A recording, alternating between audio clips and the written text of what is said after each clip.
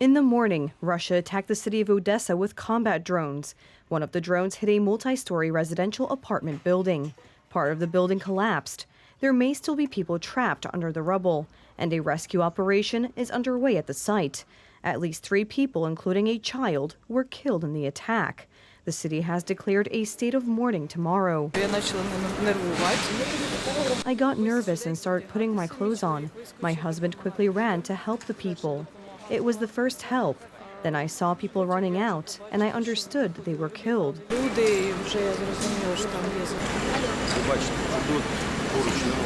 You see that there are no military objects nearby, no military locations, but the Russians conduct strikes on a densely populated residential area of our city.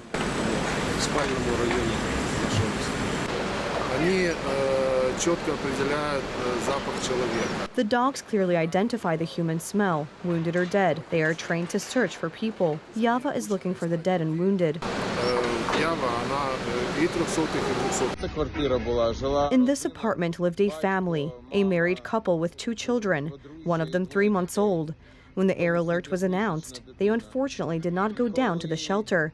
The father with the baby in his arms went out to the kitchen, and at that moment, the drone struck. Now they are missing among the ruins, a terrible thing. God grant that they have survived.